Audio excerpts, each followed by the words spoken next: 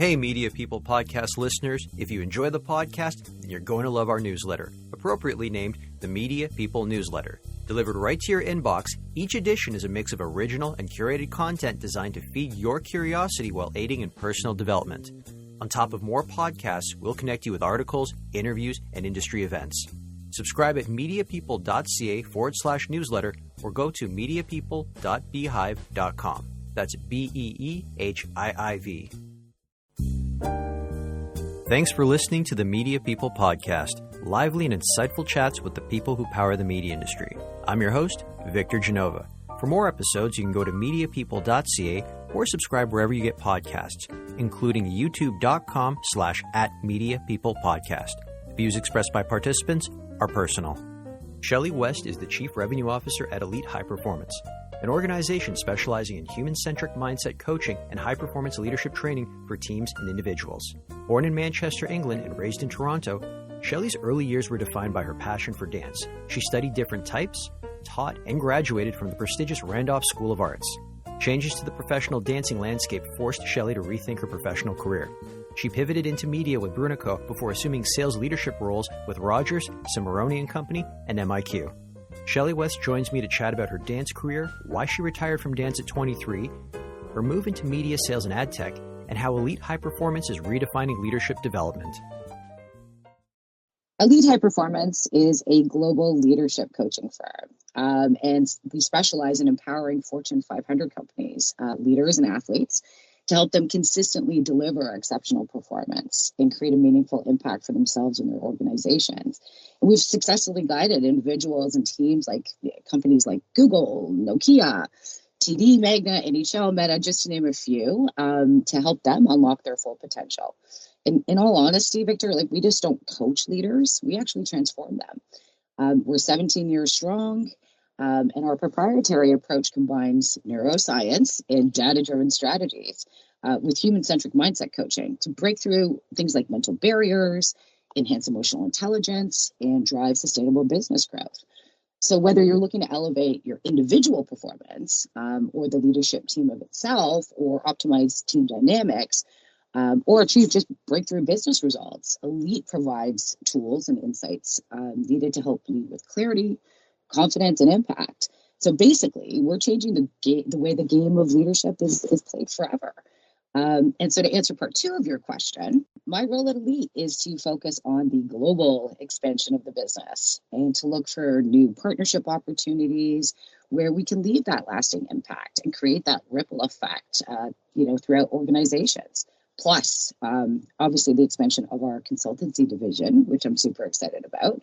And that specializes in sales and marketing and operational excellence. Oh, and last but definitely not least is the private equity division. And that focuses on things like gap analysis, succession planning, and C-suite audits. So it's definitely a very exciting time at Team Elite with a lot of growth on the horizon. Shelley, I had no idea you were from Manchester. And you moved here, 3 years old with your family?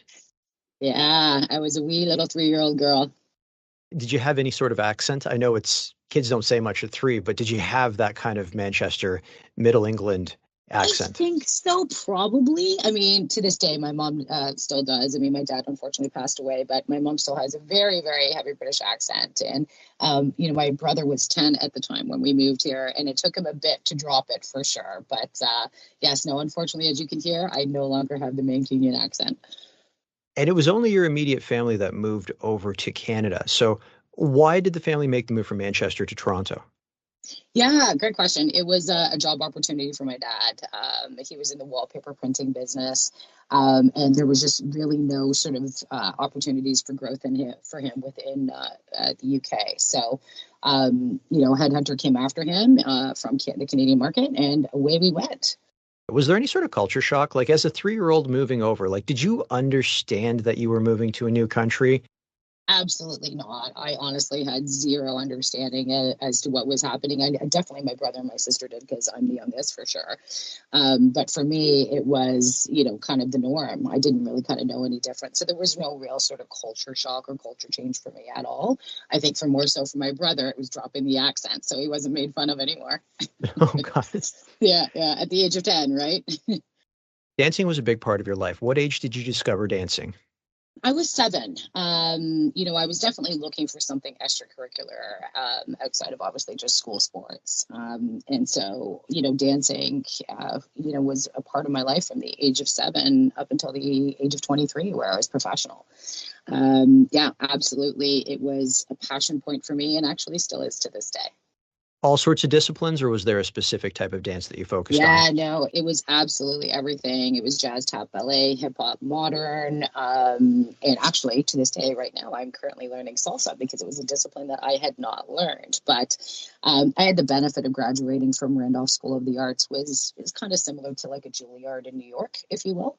And I was teaching at the time as well to kind of help put myself through school, auditioning, waitressing, the usual sort of dancer beat, if you will.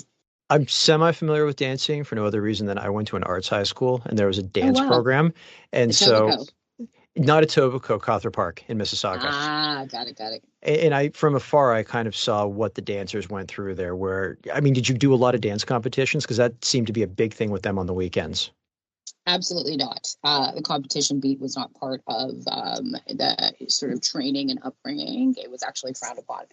There Really? was no competitions, nothing like that. It was actually just about, sort of the learning and the development and the growth. Obviously, we had year-end recitals, but no dance competitions. It was actually for me, growing up at that age, competitions were not big. It was actually only coming onto the scene a little bit later as I started to teach, and quite truthfully, I was not a fan of it either. So yeah, it was something that I was never really exposed to. Auditioning, however, definitely exposed to that.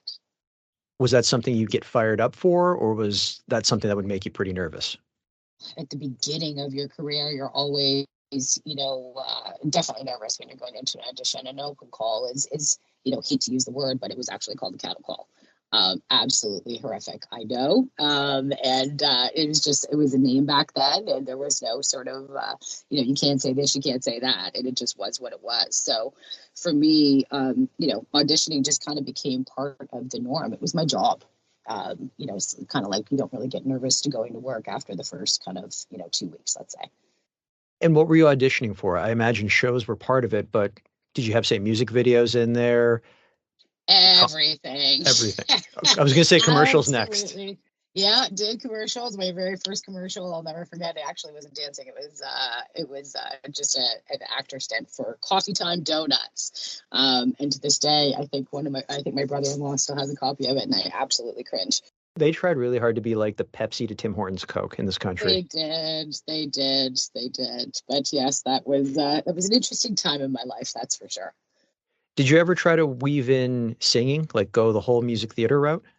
Yes, so it was triple threat, as we would call it, singer, dancer, actor. I was definitely not strong enough, as a ingenue, as a lead in terms of vocal capabilities. Definitely dance. So it was dance number 1, acting number 2, and definitely chorus, if you will, from a vocal perspective, number 3.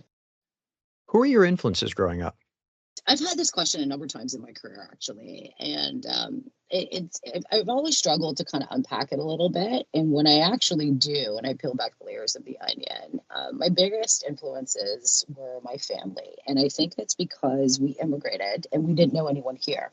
We were just by ourselves, and so we were very, very close. I mean, I think even to this day, we're a bit of an anomaly when it comes to other families because we relied on each other. So my biggest influences were definitely both my parents and my sister and my brother. They guided me through life. And to this day, I still vet and check a lot of things through them. Their opinions matter to me, and they hold significant amount of weight. So biggest influences growing up was definitely my family. What about Alvin Alley and Gregory Hines? Two prolific historical dancers.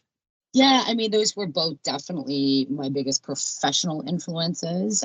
Gregory, just because he's an absolute tap icon. And I actually had the benefit of dancing alongside him. He actually came to our school to teach one of our classes, and I did some private lessons with him. And to this day, it's something that I absolutely will never forget. And Alvin is just an icon, and somebody that everyone looks up to and aspires to be, for sure. So from a professional dancing perspective, those were definitely the two at the time for me. Do you by any chance have a TikTok account where you dance? uh, Absolutely not. No, I do not. Maybe one day, but not right now. As I said, in the midst of learning salsa, as it's a discipline that I've never done before. So my husband decided to join me, and we are on the salsa route right now. And hopefully we'll get to the advanced class. You never know. We might show up on TikTok one day. Do you think if TikTok was around when you had your dance career, when you were dancing, do you think that's something you jump into, or do you believe that you would have kept your craft a little bit more personal? Oh, without a shadow of a doubt, I would have been on it. I would have been on there in a heartbeat. I was doing exactly what TikTok is right now, which is video for everybody else. I was doing that in my living room all the time, to the point where it was nauseum for my parents. So yes, if I had access to a cell phone and social media at the time, 100% I would have been on it. Your very first job ever was working retail at a shoe store, and you've said it taught you a lesson about sales. What did it teach you? Whoa, it was a very, very tough lesson. I honestly believed that honesty was always the best policy. And I'll never forget it. She was a nurse, and she was coming in to look for nursing shoes. And the store I was working for sold nursing shoes. However, I believed they were hideous at the age of 16. And so I ended up telling her they absolutely looked hideous on her and she should not buy the shoes. And that's where I learned that honesty is not necessarily the best policy, and that you can be honest and sugarcoat it just a little bit. What does a nurse's shoe even look like? The white sort of, and they had beige ones, and they were just almost like I can't even explain it. Did they have It's laces or were they slip-ons? They did have laces, and some of them were slip-ons, but I implore you to have a look at them, and I think that you will agree with me. They were absolutely hideous back in the day. Okay. I very much wear Crocs today instead. I can't do Crocs, especially Crocs with socks. It just doesn't make any sense to me. Oh, I absolutely live in them. Live in them. Do you think it's because you put your feet under a lot of stress when you were dancing that now you're like, you know what? Better than a ballet slipper. 100%. My Achilles definitely took the brunt. I'm definitely feeling it now in older age, that's for sure. And so anything that is comfortable on my feet and helps with the Achilles strain from being on point is definitely my go-to choice. You already mentioned that you attended Randolph School of the Arts and you were studying, you said it was the triple threat. You said it was acting, dancing, and singing. What made you pick that school versus, say, a dance program at York University, or I believe Ryerson even had one as well, too? Quite truthfully, I actually got accepted into all three of them. I had York, Ryerson, and Randolph, and the decision came down to the fact that I was not going to be a number. I didn't want to be just another student in a massive school. And Randolph only accepts a certain amount, and we were limited in terms of the student-teacher ratio. And I knew I was going to get the attention that I needed to grow. So, and Randolph also had massive connections in New York, and with the likes of Gregory Hines and Alvin, and it was just an exposure experience, I think, for me, which was one of the reasons I decided to choose Randolph over York or Ryerson. Did you have to take any other types of classes like English? Was there like a science class that had to be taken, or was it 100% all in on your craft? Yes and no. We did have things like, theater theory, musical theater history, sorry. Just things like that. It was more theory based than anything else. Understanding musicology, being able to transpose music yourself when you are prepping for an audition. That might be, at a soprano, but you needed to be alto, being able to transpose that music yourself, things like that. So there was theory based, but it was very much practical. After graduation, you took on two jobs. One was a dance teacher, but the other one was a pharmacy technician. Before we get back to dance teacher, how did the opportunity to be a pharmacy technician come about? I would say pharmacy assistant. So let's just put it that way. It was a pharmacy at the top of my street where we lived at the time in Scarborough. Had really, kind of close connections in the neighborhood. And I was looking for a part-time job to help offset some of the costs of school. Dance shoes are not inexpensive, let's put it that way. And so, yes, I got to learn a lot in the world of pharmacy. We also had a jail that was around the corner from us. So we ended up doing a lot of some of the methadone patients that we needed to support, as well as pill packs for some of the elderly. And so, yeah, I did. I got to learn a lot about the world of pharmacy and medical sales. And teaching dance, this wasn't just something you did after graduation. You'd been doing it consistently throughout your career. Yes, 100%. I had to. I mean, if you understood the cost of, let's call it tuition per program, meaning per discipline, it's extremely expensive. And so, it was any way that I possibly could to offset the cost of that. And if I could do something that I was already doing and that I loved, it just made perfect sense. So in every dance school or theater school that I had ever been an alumni of, I was always teaching at the same time. Was there a specific discipline you preferred to teach, like modern or jazz or ballet? Tap was your favorite. Tap.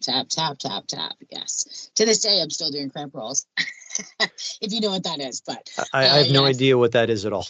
Yeah. No, I just definitely, if I got a pair of heels on or anything that's clicking sound, I'll definitely do some wings or a little cramp roll for sure, by myself, obviously.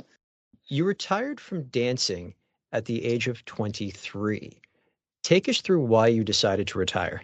Oh, this is a bit of a sore spot, but let's go there for sure. I was in New York and I was auditioning. It was an open call audition for The Lion King, and I was there with one of my girlfriends. And at the time, I was the age of 23. And the choreographer asked us to run up the wall and do a triple backflip.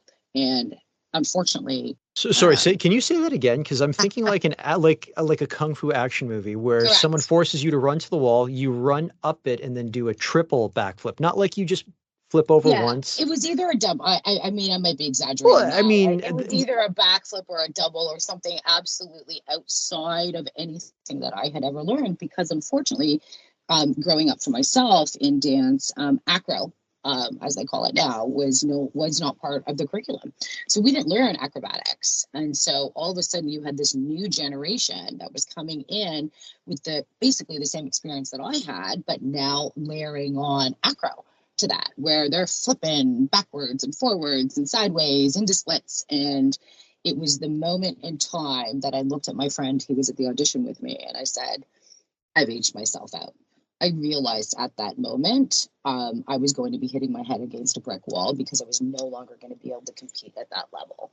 And so I remember leaving the audition, tail between my legs, getting on the train, calling my mom and dad. And I think my dad was actually heartbroken because he was one of my biggest champions alongside my entire family.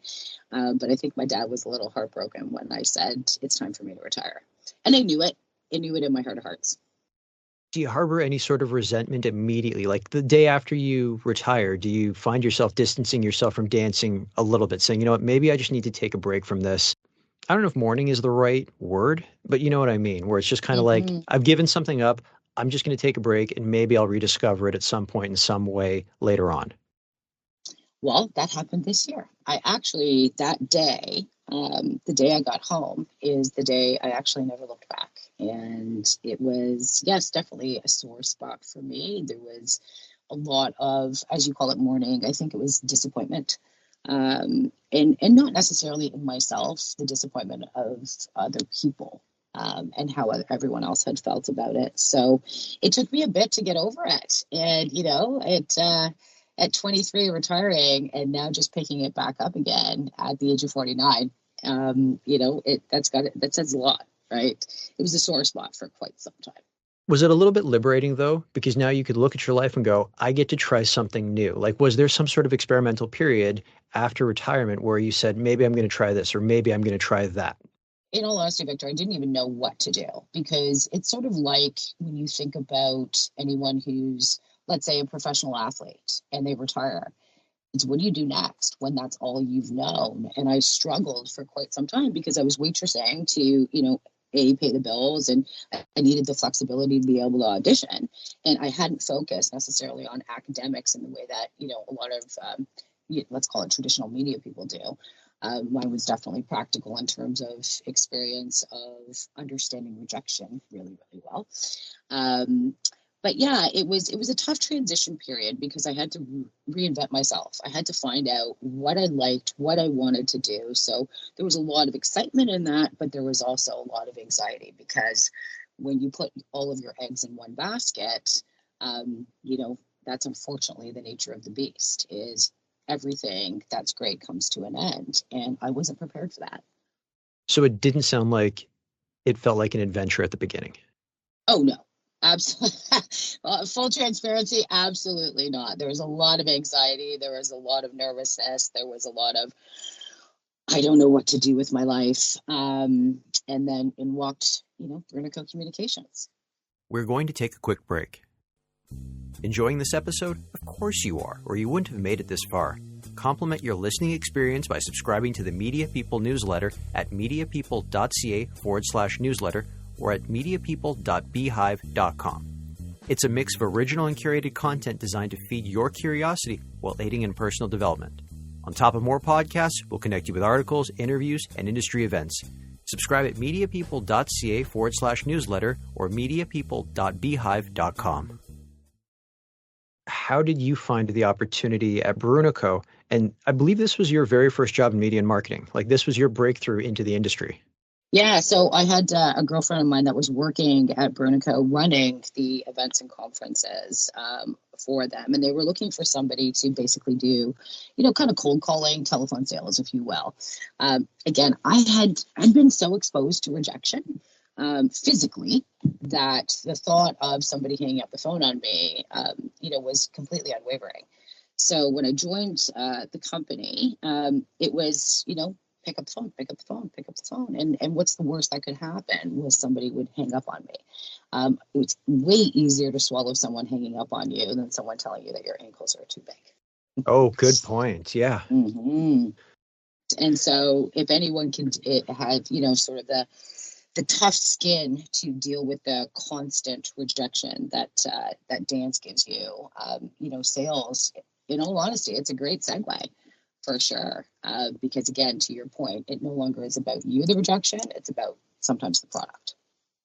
And from there, you start building on your career and you land at Rogers and you're the director of sales, but you're also a brand ambassador at Sportsnet. But let's get to the beginning of your Rogers career because a lot of people are going to be very familiar with Hello Magazine. And I don't think they realize that you had a big hand in launching it in Canada. So Hello was a staple in my family for a very long time, obviously with a British background. So when I heard that the opportunity was available for a new sales team at Rogers to launch a magazine that nobody had ever heard of called Hello, I had heard of it, obviously.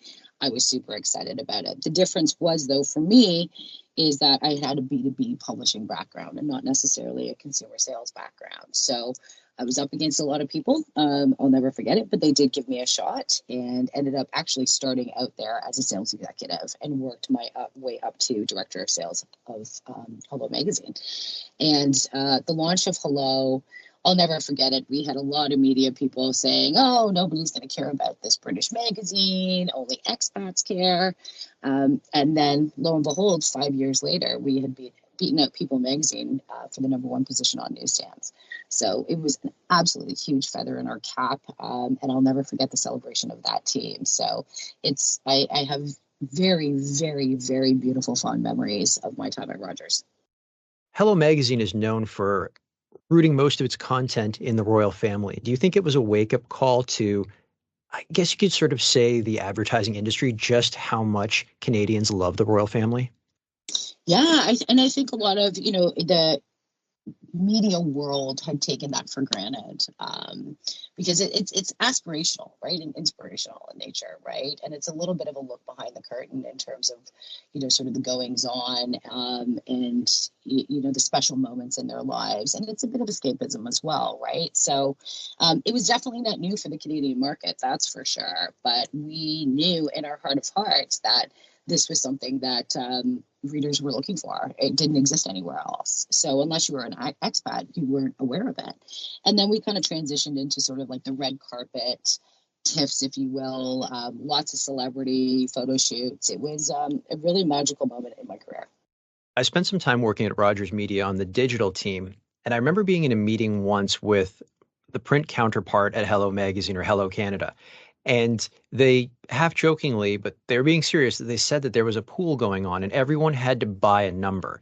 And that number represented the number of times you thought Kate Middleton was going to appear on the cover of the magazine. That's actually true. It's a bit of a fun game. Although when I was at Hello, Kate and William were just dating. Like she wasn't sort of obviously who she is today. And even Harry was, I think he was dating Chelsea at the time. Megan wasn't even on the scene. So yes, Kate, we were super excited about the growth of their relationship, and we hoped that she was going to be the queen one day, and here we are. So the rumor is actually really true. That must have done gangbusters for the magazine because I remember all the hype around Kate Middleton. Even when they were on a bit of a break, you still had something to write about. Where is she? Is she anywhere near the palace? Anything like that? Oh yeah. She became an icon basically overnight, right? So it was definitely something new for us to report on, and it wasn't just the tried and true that you'd seen before gracing the covers. What brought you to Cimoroni and Company? Did I say it right? Cimoroni or is it Cimoroni? It's Cimoroni and Company. Cimoroni and Company. Okay. Mm-hmm. You were there. You were leading sales there. So let's start first with what they were. So yeah, it was two-pronged for me, really. I mean, Cimoroni and Company is, focuses on athlete and talent management as well as sponsorship evaluation. And I'll give you an example. And this is not, necessarily exactly a client that we use, but I'll just use this as an example.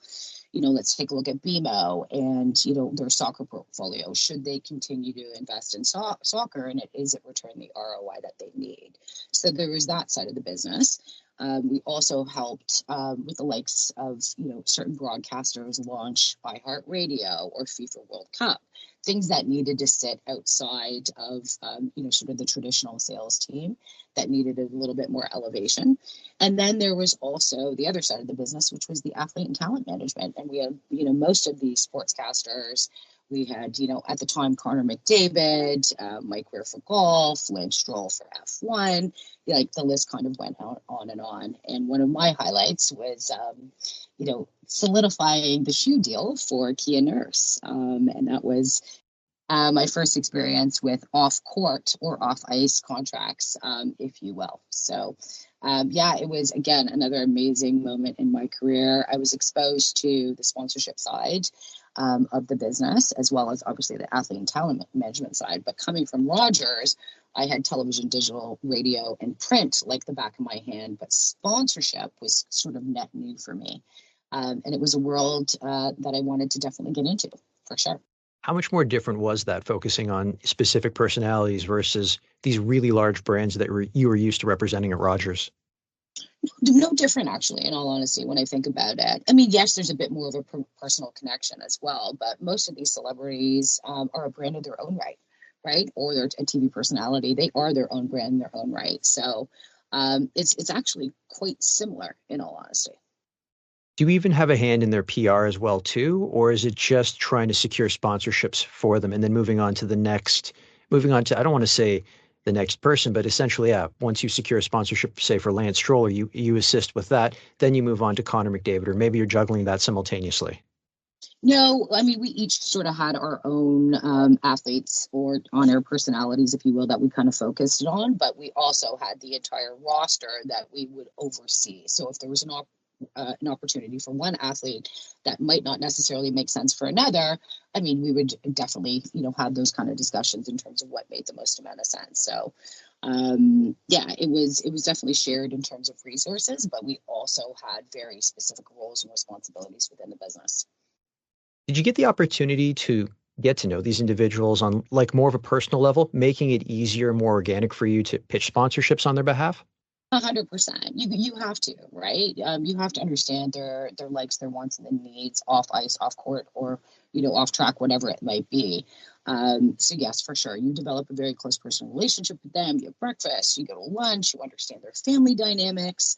You have to understand their scheduling, what's going to work for them outside of their day job, be it on air or as an athlete themselves. What sort of times they have available to evolve in their sponsorship opportunities. How did the opportunity at Anthem Sports and Entertainment present itself? Because correct me if I'm wrong, you were their SVP of Global Partnerships. So Anthem actually was at the time a client of CNC. We called it CNC. And I developed a really close personal relationship with them. And, one of their properties was Impact Wrestling. And they were looking for somebody to help spearhead Impact in terms of their sponsorship opportunities. But then at the same time, they had purchased Access TV.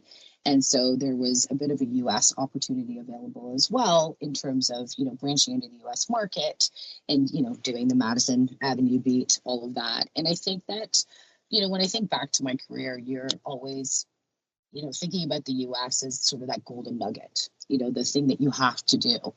And once you get there, it's like getting a title. Once you get there, it doesn't hold the same amount of weight as you thought it did, right? So got to experience being in New York almost every week, from Sundays to Wednesdays, and then LA for the sponsorship team with AEG, which was a partner at the time of Access TV. So I got to do and experience the U.S. market end to end. And I definitely don't regret my time there. It's the same as Canada. It's just bigger. The competitive set is significantly larger as well. Focusing on New York for a second, was it like bringing things full circle for you? Because your dance career, you decided to retire after the audition gone wrong in New York. So clearly you had ambitions, as far as your dance career is concerned, to go to New York and live and work there. So was this kind of bringing things full circle for you? Yes and no. I mean, I do remember a time during a business trip in New York where I did walk by the place that I had auditioned at for The Lion King. And I don't know why I did it. I was, my flight wasn't until later that Wednesday evening, finished early, walked by the theater and saw it and thought, oh boy. And there was definitely a moment for sure. Not a moment of regret, just a moment I think of what could have been. Working in New York, did the pace change compared to what you were doing prior, or was it pretty much the same, just in a different country? Pretty much the same, just in a different country, just a much larger competitive set. It's pretty cutthroat. No holds barred on that. It's definitely cutthroat in terms of the deals and the negotiations, and it is a lot about who you know, just the same as it is here in terms of introductions and how you get to build a client base, and relationships are key. It's very similar here. There's a lot more entertaining that happens in the US post work hours. For you to kind of put your stake in the ground there, you definitely have to be a part of the entertainment world post work hours. So you'd say the extracurricular work you put in is just as important, is it even more important? 100%. Correct. In terms of my experience, anyways, that might have changed. But in terms of my experience, it was a lot of the after hours, networking, relationship building, dinners, events, trips, whatever it might be, was definitely very, very important in the New York market. See, I found that it was important in Canada as well, too, because I started in broadcast. And I forget the name of the pub. It was right around the corner from OMD on Bay, just south of Richmond. And usually by about 4 o'clock every Friday, everyone from OMD would make it their way to that pub. And if you wanted to socialize or get to know anyone from OMD, you couldn't get them to call you back or answer an email, you would go there and make your connections. And I've found that over the years, that kind of culture has evaporated. And I don't know if it's something from above, like maybe they've got a directive from their bosses not to mingle as much. Maybe they just don't like going out as much anymore. But I find that that's just kind of evaporating. Like if you want to make it happen, you have to try very hard. And it's not going to be as frequent and as natural as it was back when I was in broadcast.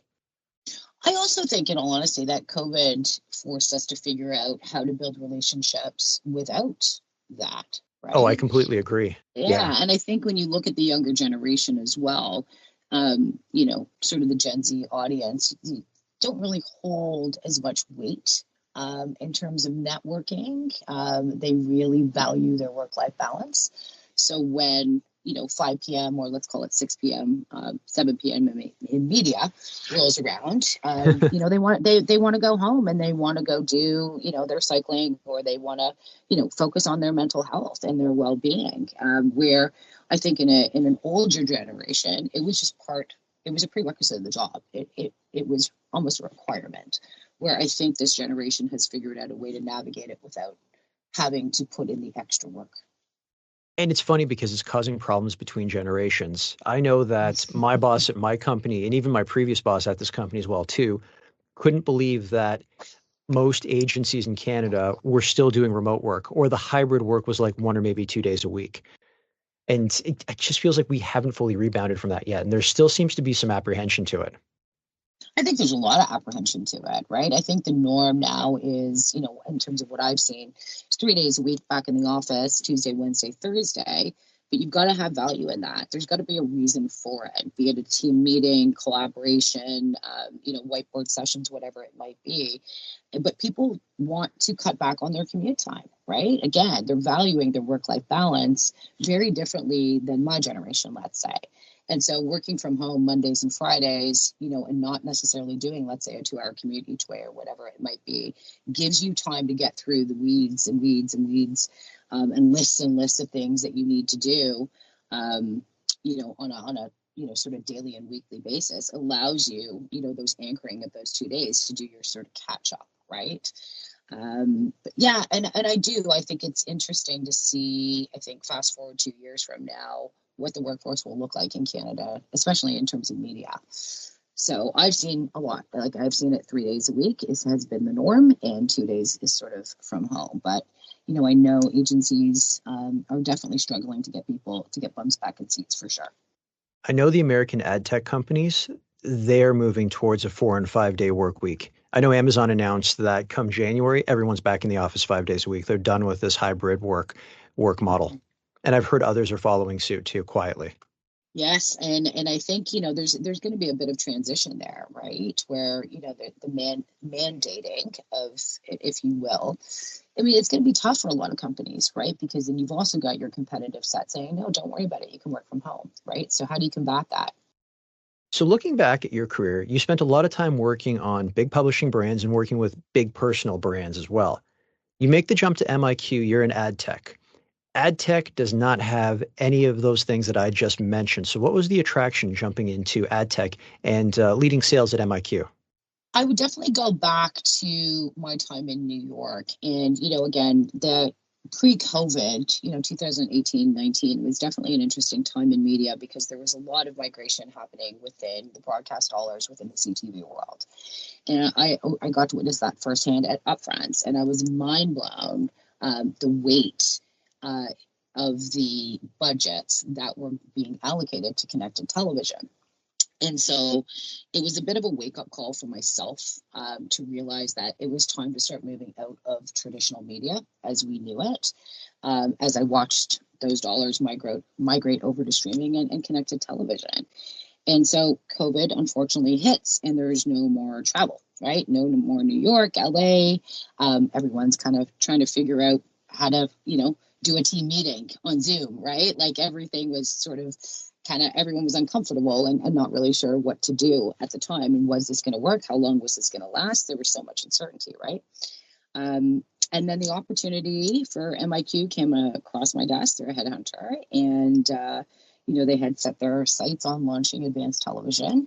And I thought, this is it. I'd always had sort of digital P&Ls, but never sort of owned it outright. And especially not the world of programmatic, for sure. And so when I looked at my sort of career portfolio, it was sort of one of the last check marks for me. And it was a growth opportunity for myself as well. And to be involved with the inception of advanced television was something that I definitely wanted to be a part of. What was the learning curve like? Good question. I would say from a technical perspective, definitely steep. Right? It's definitely a different world, but from a team dynamic and leadership perspective, it was very much similar to what I was doing before, right? So my gap and my growth was in the technical side of the programmatic world, understanding the acronyms, and you're just starting from scratch, basically. And what about team building? Were you assuming a team or were you building it from the ground up? I actually assumed a team, and I assumed the best sales team in the industry. And I say that my heart of hearts, I really do. It was an honor and a privilege to work alongside the sales team at MIQ. And then eventually, as I was promoted, I ended up taking on the account management team and basically bring it under one umbrella called the client partnerships team. And again, best damn account management team in the business. And I don't say that lightly at all, because I have had experiences with a lot of sales teams and a lot of account management teams. And the team camaraderie and the team building and culture is bar none. It really is. And it was definitely a massive, proud moment for me in my career.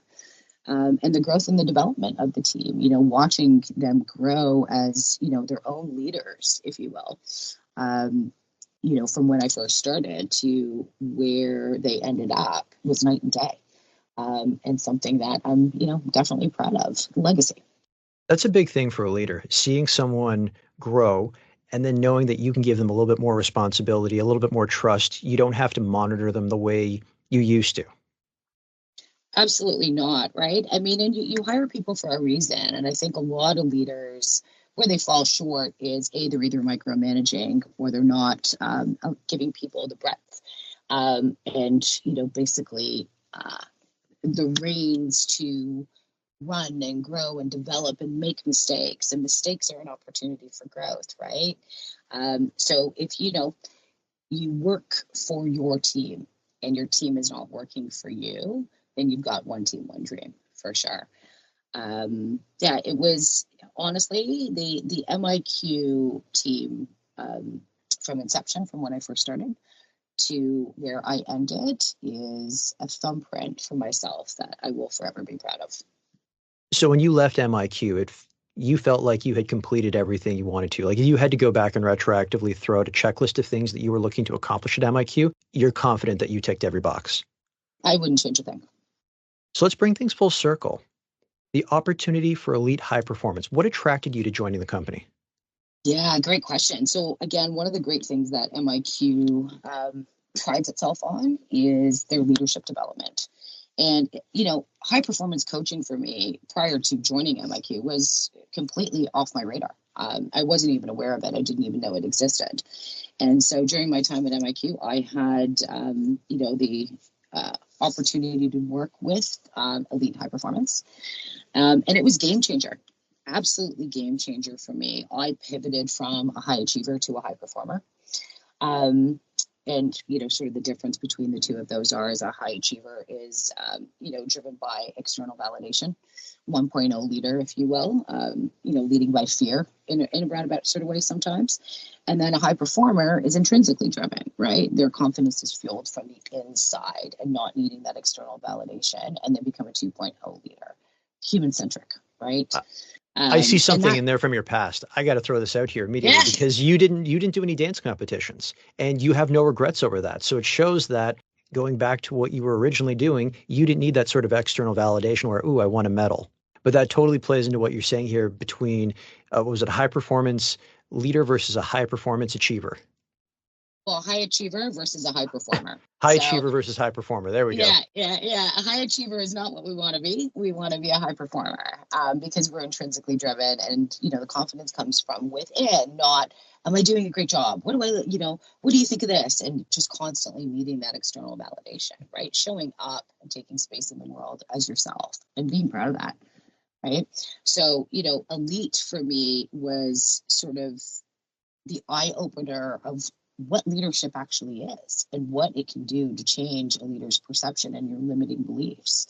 And I can go on and on about this forever, but it was obviously definitely a passion point for me as I watched my own behaviors change, but then in turn trickled down to the team and how we showed up as a team together, because I was stepping up and I was showing up differently.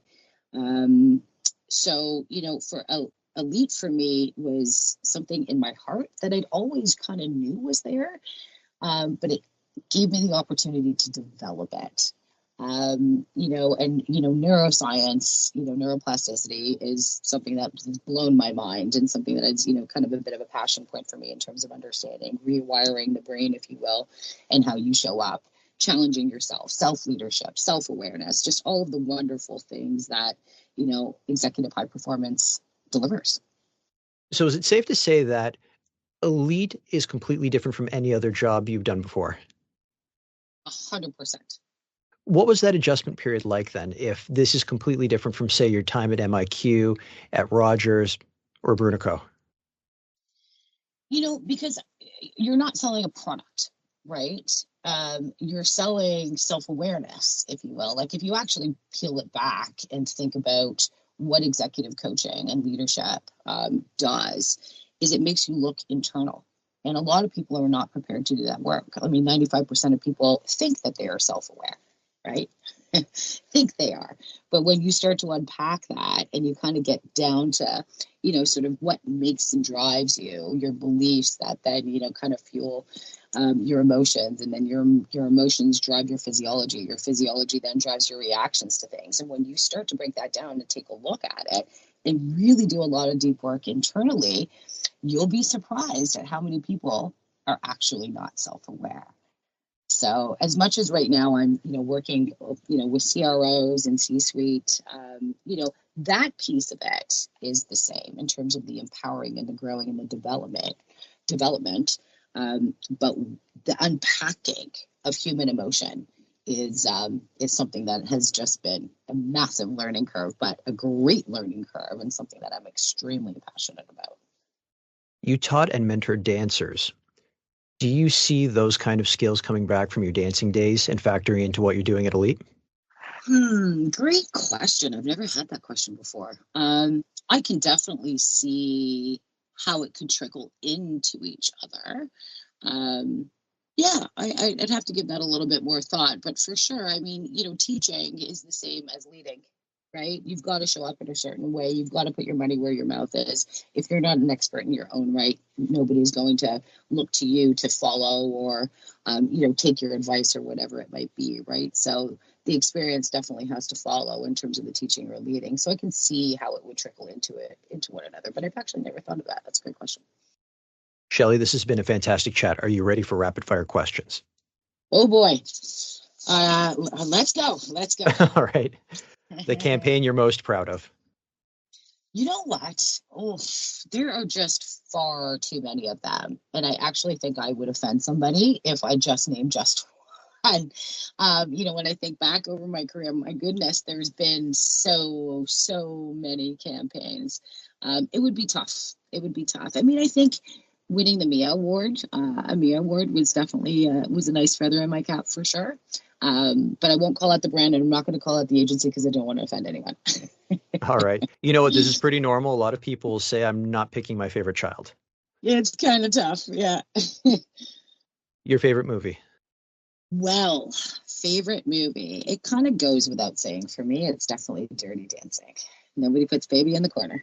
Okay. If Hollywood were to make a movie based on your life story, who would you want to play you? I would definitely say Meryl Streep. That is because she is the best actress of all time. But I think everybody would be surprised by that answer because I look nothing like her. But yes, it would definitely be Meryl Streep for sure. My follow-up question, if Hollywood were to make this movie based on your life story, what would you call it? I would say, I think because we've all experienced it and we all have elements of it, the good, the bad, the ugly. Your favorite book? Favorite book is Harry Potter and the Philosopher's Stone. And the reason for that, I know it's going to sound really strange. I've, obviously read tons of self-help books, tons of sales books. But this was the first book that I actually ever got lost in, right? It was, it allowed me to disappear into like magical escapism and not have to think about anything. Like I actually had the opportunity to let my imagination run wild. And boy, did it ever, right? Like it wasn't learning and development. it was just escapism. It was actually the first book that I had ever read like that. So I actually fell in love because I allowed myself to escape for a little bit. Your favorite song? I'm going to say my wedding song, Broken Road by Rascal Flatts. The best advice you have ever received? Leadership is about them, not you. You work for your team and not the other way around. And I think any leader that operates the other way, it's very, very short-lived. If you could go back in time and give your younger self advice, what would you say? I love this. Don't be afraid. Don't be afraid to take up space in the world. Find your voice, right? I think we often get so scared of, saying what we think and saying what we feel for fear of judgment. Just lose the weight of other people's opinions. You and you alone define who you are, nobody else. My signature closing question, if you weren't in media, what would you be doing and why? Oh, Victor, I think you can answer this one. Dancing? You got it. You got it. You got it. We're going to end things right here. Shelley, thank you so much for stopping by. Thank you, Victor. It's been an absolute pleasure. I hope we can do it again sometime soon.